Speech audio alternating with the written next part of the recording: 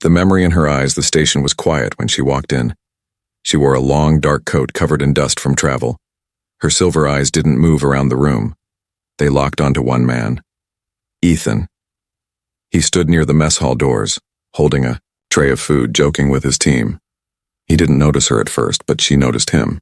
She had always noticed him. Even back then, when she was just a scared little girl hiding behind broken crates and silent shadows. A human soldier walked up to her, trying to scan her ID. "Your name?" he asked. She didn't answer. She only whispered one word. "Ethan." The soldier blinked, confused. "Who?" But she had already started walking. Slow, steady steps, like a tide moving toward the shore that always belonged to it. Ethan turned when the room went quiet. It was like the air had changed. He looked up, confused. His eyes found hers. For a second, he froze. The tray slipped from his hands, clattering to the floor. Food scattered. His teammates called out his name, but he didn't hear them. He only saw her. Something about her face. Her eyes. His heart skipped. "No way," he whispered. The woman stopped in front of him. She didn't smile. She didn't cry. But her eyes were full. Of time. Of pain. Of memories. "You remember me?" she asked softly. Ethan's voice was low. "The desert.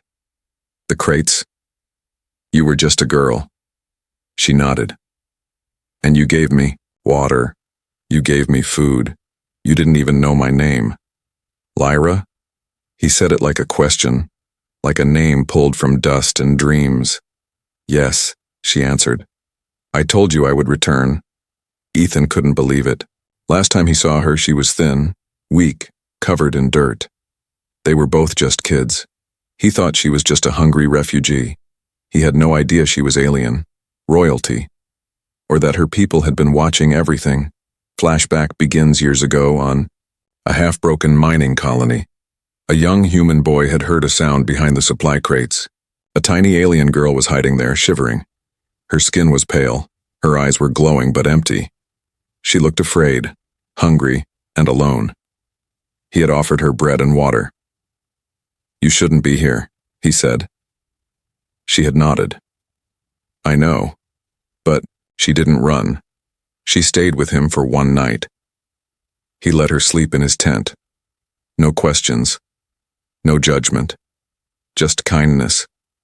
Before dawn, she was gone. But not before she whispered, "One day I'll come back. I promise." He thought it was a dream. Back to Presenta and couldn't stop staring at her. The years had changed her body. Taller, stronger, but her eyes were the same. Lyra was no longer a girl in hiding. She was a woman with presence, with power. Her voice carried weight. And when she said his name again, the station guards didn't dare interrupt. "You don't have to say anything," she said gently. "I just wanted to see you." "Why now?" he asked. She looked at the sky through the window. Stars passed slowly. Ships moved between gates. "Because time is short," she said, "and because I made a promise." Suddenly, alarms beeped. Command called for a full station lock. Unknown ships were entering orbit. Soldiers ran. Ethan looked at her sharply. "Are they following you?" She nodded once. "Some don't want me here, but I didn't come for war. I came for you." He didn't understand, but something in her eyes said the truth was deeper than words. Then she turned to leave. "Wait," Ethan called. "What happens now?" She paused. "Now," she said quietly without turning back. "Now, everything changes." And then she was gone, just like before. Only this time, Ethan didn't want to let her vanish again. He didn't know why his heart beat faster. He didn't know what kind of power she had, or what storm was coming. But he knew one thing. Those eyes. He had never forgotten them.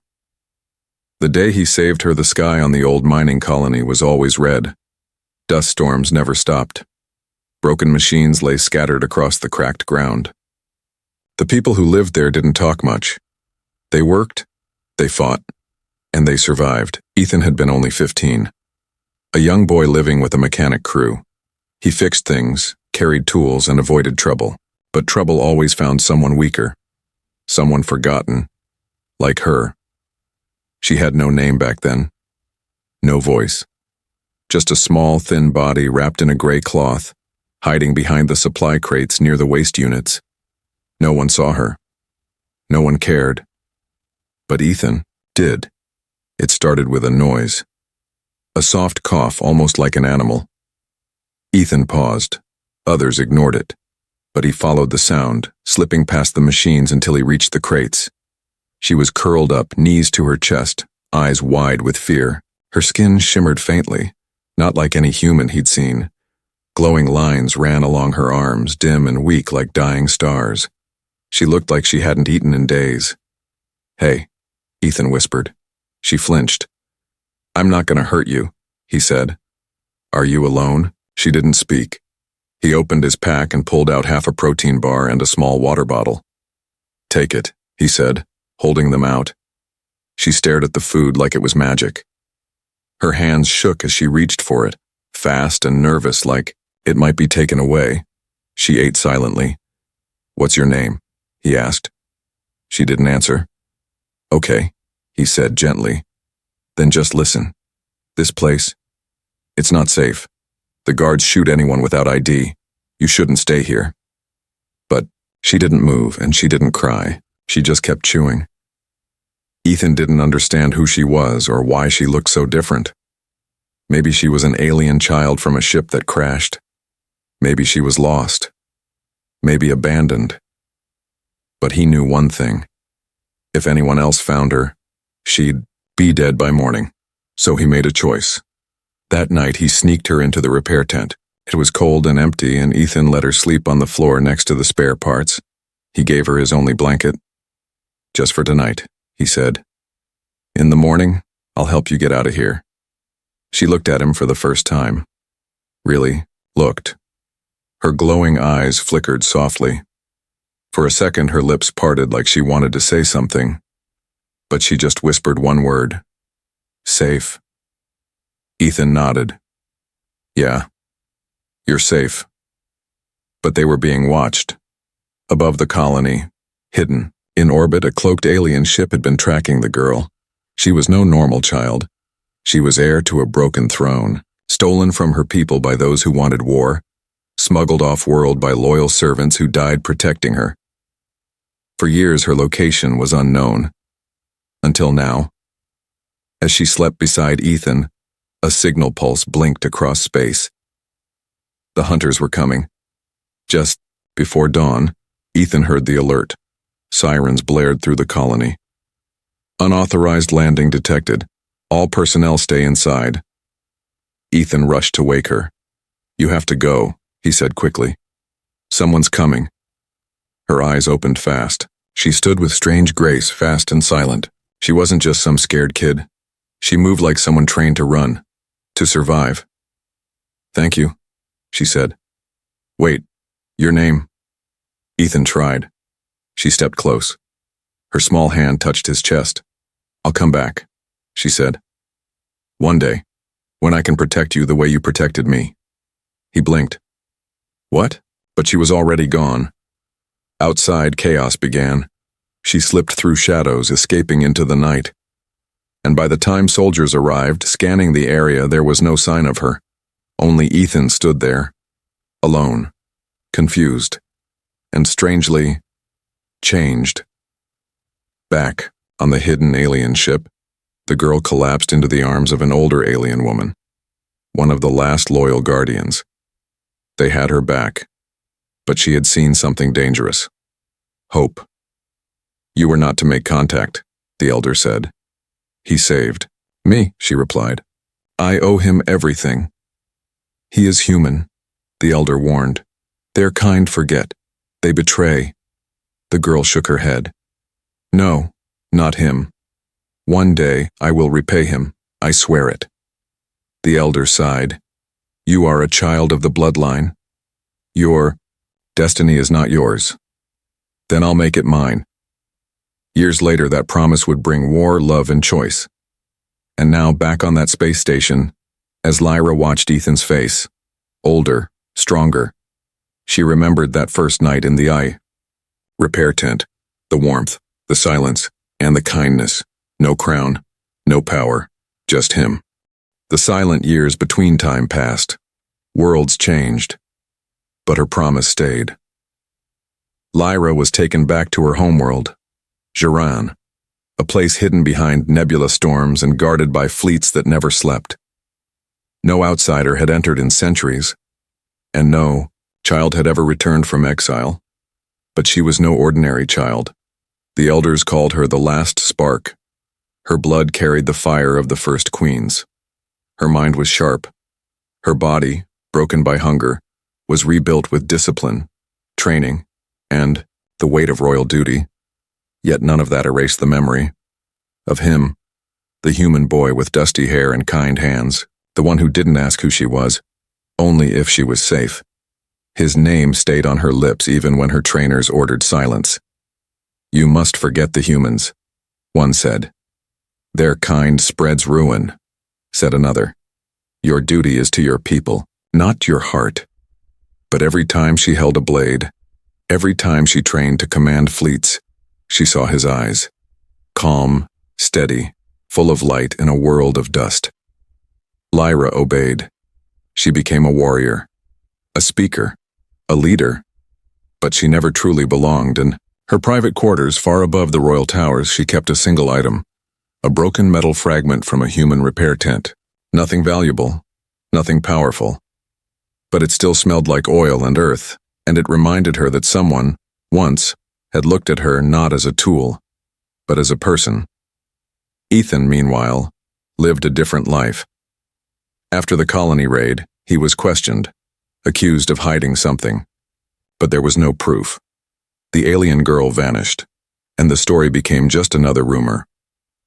He left the colony a year later and joined the Human Peace Corps. He traveled to border stations, helped injured refugees, repaired broken shuttles. People liked him. He worked hard, but sometimes when he was alone at night he thought about her, those glowing eyes, that quiet strength. He didn't know who she was. He didn't even know her name, just that he had felt something strange, like she mattered, even if they only shared one night. He told no one, not even when he found a strange mark carved into his old wrench set, the symbol of an alien house.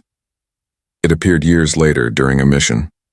No one could explain how it got there, but Ethan kept it, just like she had kept the memory of him. Years passed. On Jiran, a civil war broke out. Old bloodlines rose to challenge the queen.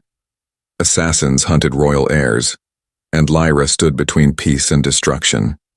She fought. She bled. She commanded, and in the end she won, but victory had a price. The queen, her grandmother, lay dying. With her final breath, she made a request. "You must choose a mate," she said weakly. "Our line must continue." Lyra lowered her head. "I understand." But inside her heart something cracked, because the one she had chosen long ago had no idea who she truly was. The council gave her a list, powerful alien nobles, warlords, and diplomats, all male, all greedy, all wrong. Lyra stayed silent, until one night she walked into the starlight balcony and whispered, "I made a promise, once. Now I will keep it."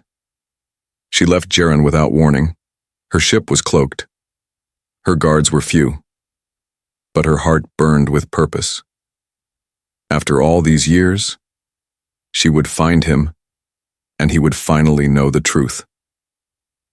Back at the human station, Ethan was now a seasoned technician, trusted by captains and command. His team laughed with him, followed him, respected him, but he felt tired, like something important had been left behind in his life.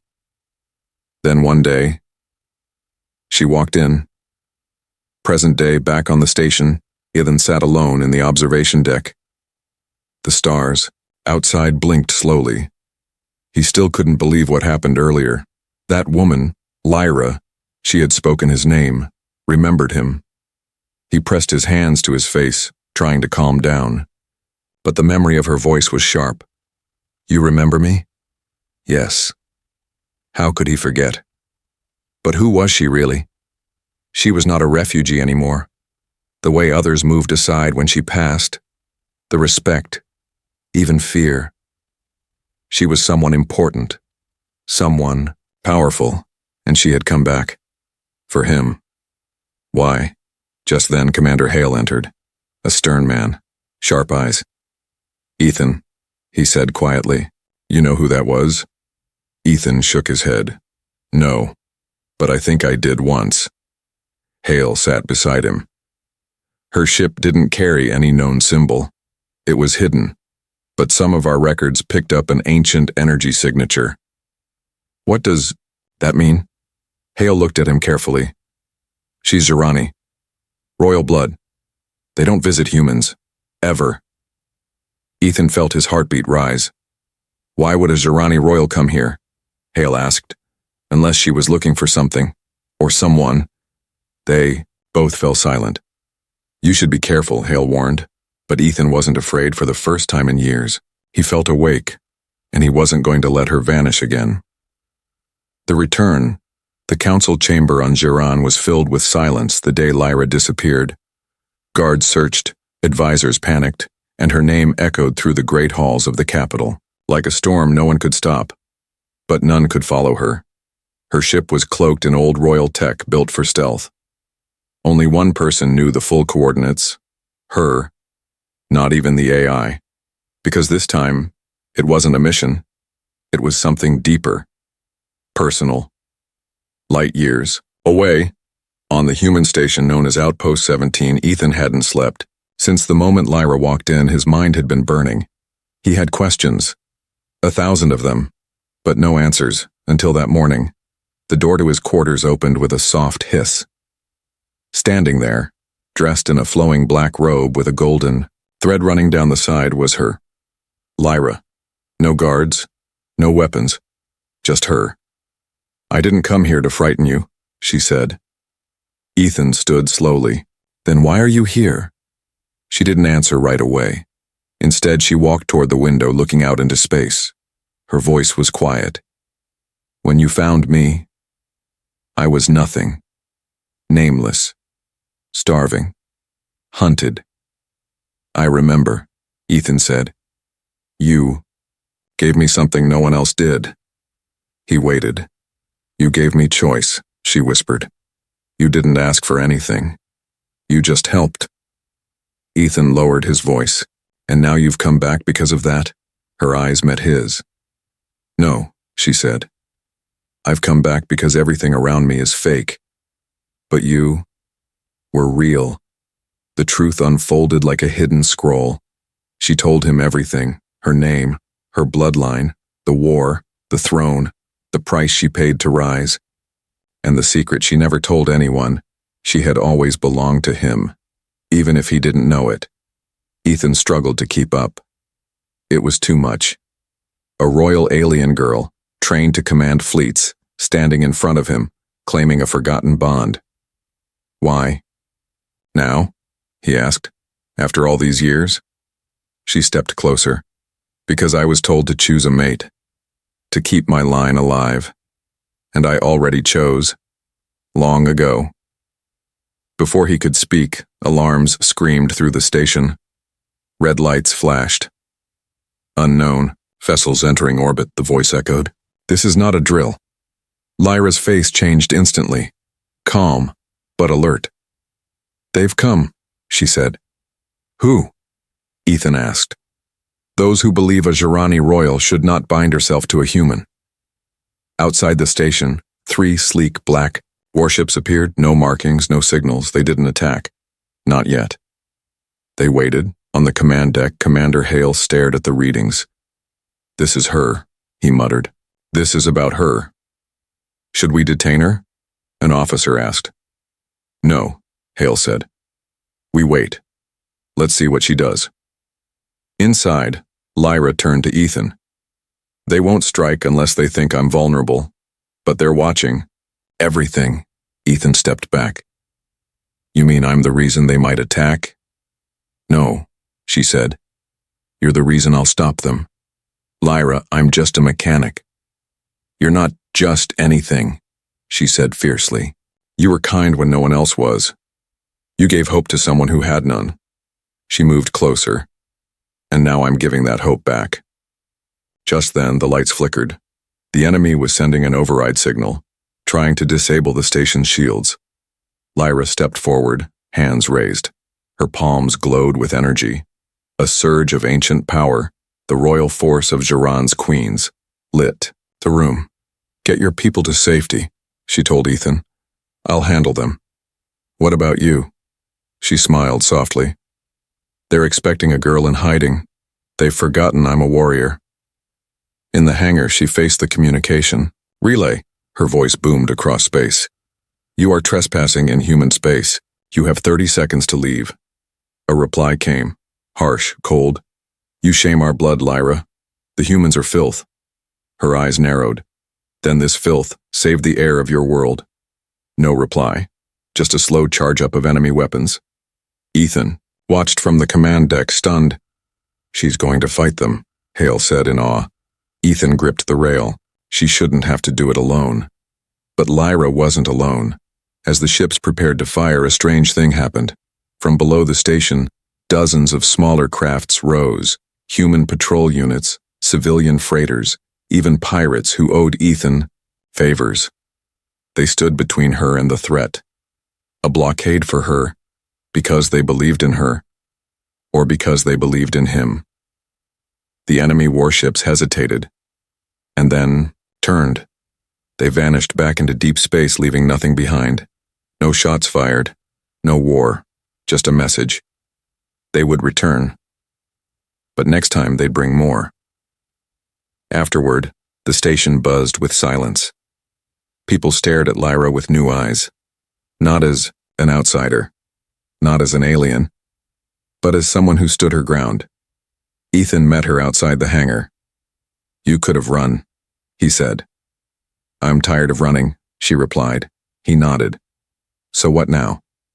She looked at him like no time had passed since that night in the tent. Now I ask you something, he waited. Will you walk beside me? Enemies of the promise after the enemy ships vanished. Peace returned to Outpost 17, but only on the surface. Inside, shadows moved. They whispered through secure channels, watched through hidden lenses, because not everyone wanted a Jirani queen to bind herself to a human, especially one like Ethan.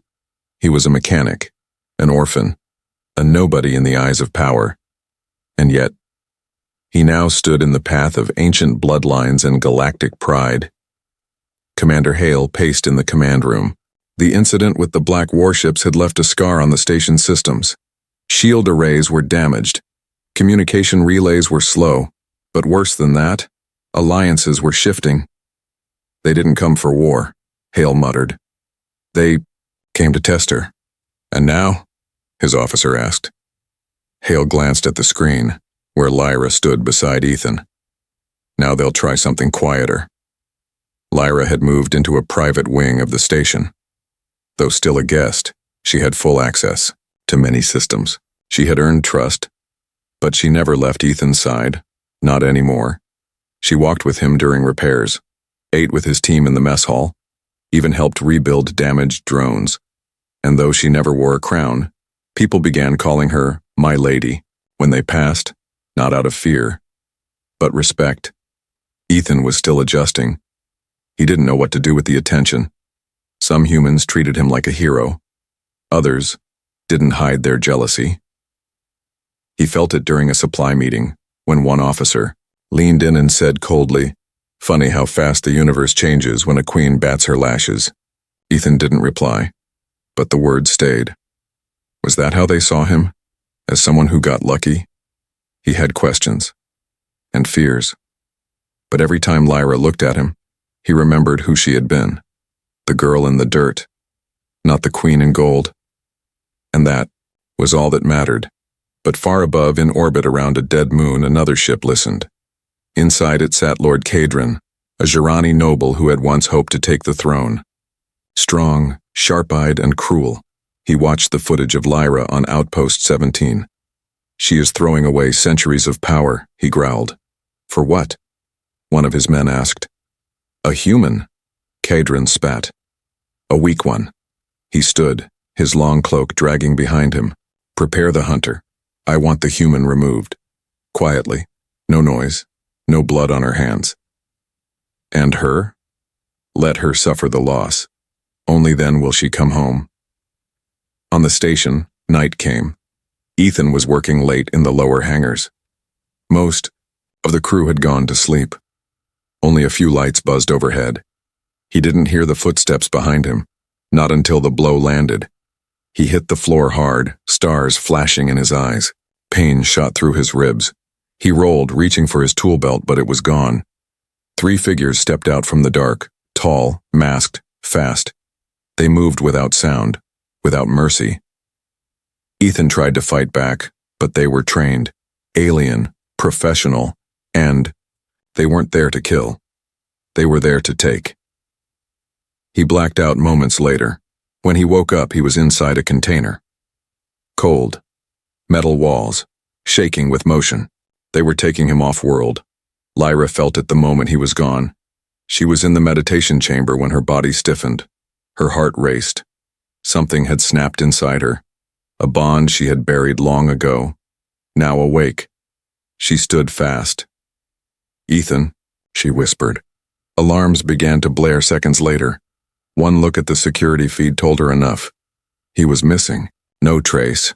Just 3 static flashes near Hangar 4 and an energy trail moving into the outer docks. Without waiting, she grabbed her blade and ran. Commander Hale tried to stop her. "We don't know where they took him," he said. "You go after them alone and it might be a trap." Lyra's eyes burned. "Everything about my life has been a trap. But he was the one real thing." "Then let us help." "No. If this is about me, then it ends with me." On the edge of the asteroid belt, the container ship carrying Ethan slowed. Cloaked drones surrounded it, waiting for orders. Inside, Ethan groaned, trying to sit up. Blood ran from his lip. His vision was blurry. A figure stepped inside, tall, armored in black and red. "Lord Kadrin." "So," he said, circling him. "This is the human." Soft skin. Soft voice. Soft mind. Ethan didn't speak. "She gave you power you didn't earn. She gave you meaning you never deserved." "She gave me nothing," Ethan said. "I earned her trust. And I'd die to protect." Kadrin smiled darkly. "Yes," he said, "you will." But outside in the blackness of space, a fire approached. Lyra's personal ship, the Vow, cut through the dark like a blade.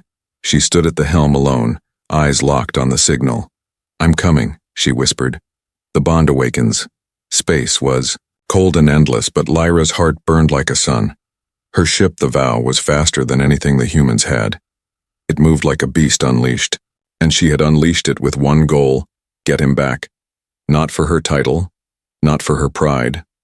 For him, for the boy who gave her food when he had little, for the man who stood by her when enemies circled, and for the bond that never truly broke.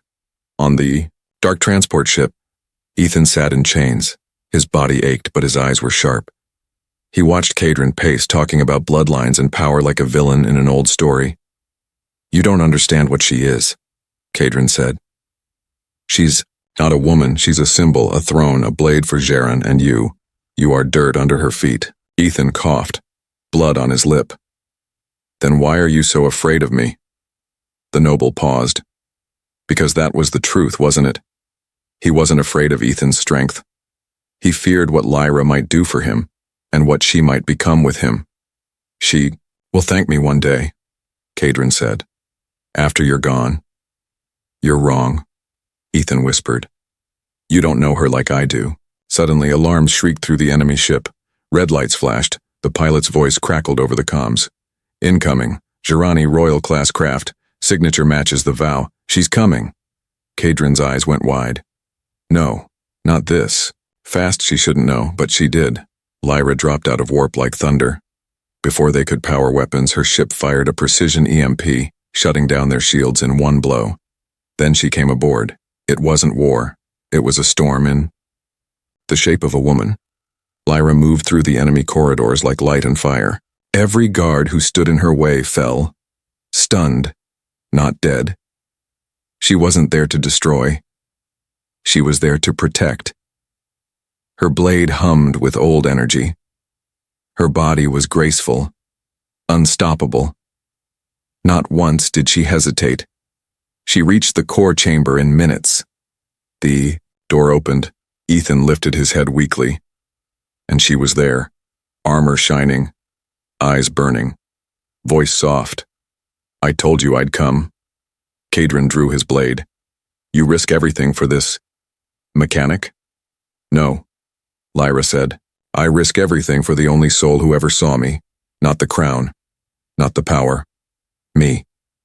Kadrin roared and charged. Their blades met with a flash of blue and gold. They fought hard, fast. His strength was brutal. Hers was precise. She bled. But she didn't fall, because every strike she made was powered by memory, by the night she slept beside a human boy's fire, by the look in Ethan's eyes when she returned, by the promise she swore across the stars.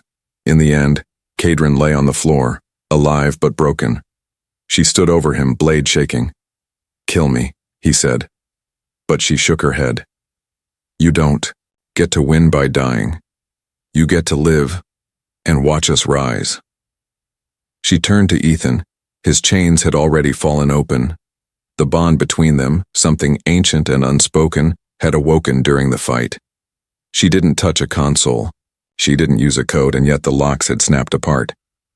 Ethan stood shakily. Lyra caught him as he almost fell. They stood there for a long moment, forehead to forehead. You're safe now, she whispered. He looked into her eyes. No, he said. We're safe now. Back on Outpost 17, the council waited. Some feared she had fallen. Others prepared for war. But when the Vow returned, dragging Kadrin's ship behind it, silence fell. Lyra stepped out with Ethan beside her. Not behind. Not beneath. Beside. Commander Hale nodded, half smiling. Welcome home, he said. She nodded. I think this place feels more like home than anywhere else. That night, in the starlit quiet of her private chamber, Ethan stood at the window. Lyra joined him. You should hate me, she said. This world tried to tear you apart. But you didn't, he replied. I should have stayed away. But you didn't, he repeated. She looked at him. What are we now? He thought for a moment. Not human. Not Jirani. Something new. She smiled, soft and slow. Then let's see what that becomes. And far away, watching from the depths of space, other powers took notice. Because a bond like theirs wasn't just rare. It was dangerous, and beautiful, and real. What was always hers. The galaxy was watching. After centuries of silence between the Jirani and the humans, something had changed. A royal had chosen a human, not as a servant, not as a symbol, but as an equal, and the stars would not forget that on Outpost 17 peace was thin, like glass stretched too far. People smiled when they saw Lyra and Ethan walk the halls, but behind the smiles were questions. And behind the questions were fears. They were too different, too united, too powerful. In the council chambers of Jiran, old voices argued. She must return to her world, one elder said. She has duties, said another. She cannot mix bloodlines with a human. But the queen, Lyra's grandmother's sister, now ruling in her absence, raised her hand. You forget, she said softly. She did not ask for our approval. Then she brings ruin, shouted a noble. No, the queen said, standing. She brings evolution. On Earthside, military leaders gathered. Some feared what Lyra could do. Others feared who she'd bring with her. But Commander Hale sent a quiet message to High Command. We ask the galaxy to respect us. Now one of them has. Do not make us liars. Ethan, meanwhile, was caught between worlds. He didn't ask to be chosen. He didn't dream of crowns or power. But he had one truth in his heart. He wouldn't leave her alone. Not now. Not after everything. They had survived. Lyra had a choice. She could return to Jiran, take the throne and rule by blood and tradition, or she could walk away and lose everything she was raised to protect. But as she stood on the observation deck with Ethan's hand in hers, she said something that echoed through every chamber, every world, every mind that watched her. I am not choosing between love and duty. I am choosing to change what duty means. That night, a message was sent to both Jiran and Earth. It was not a threat. It was a vow. A new alliance is born, not from war, but from one human's kindness. I will not kneel to old rules. I will not be torn from the one who made me feel seen. If this divides us, then we were never united. But if this awakens something new, then let it begin with us. Princess Lyra of House Tavarin, heir to the Skyflame crown. The response came faster than anyone expected. From Jiran. An invitation to return. This time, not alone. From Earth. A diplomatic mission to travel with her and witness history. But not all were pleased. A new enemy was rising. One not bound by planet or law. In secret corners of space, dark forces spoke of purity, of strength, of cleansing the bloodlines. They whispered one name, Ethan, not as a hero, but as a target, and yet Ethan walked proudly beside her. When their ship landed on Jiran, millions watched. They expected to see a human in chains, but they saw something else. A human standing at the gate of the royal court, dressed in neutral gray, no armor, no title, just a man with kind eyes and a quiet soul. Lyra walked beside him, not in gold, but in black and blue, royal colors of mourning and rebirth. The court murmured. The guards froze, and then the queen, old, tired but wise, stood and said, "Welcome home, my child." Lyra bowed. Ethan bowed too, but she reached for his hand, pulled him to her side and said, "No more bowing, not between us." It began there, slowly, painfully, the healing, the talks, the change. Some still hated him, some still feared her, but over time, stories replaced fear. Stories of the boy who gave a girl bread when she had nothing. Stories of the queen who crossed galaxies for a promise. Stories of two hearts that never forgot each other. Years passed, and one day, in a quiet garden deep within the palace, Ethan stood holding a small child with glowing blue eyes and a giggle like starlight. Lyra sat beside him, her hand resting over his. "She has your eyes," Ethan whispered. "She has your courage," Lyra replied, and above them, in the sky where stars used to seem so far away, now they felt like home, because against every law, every doubt, every war, she had returned, and what was always hers had chosen her back, had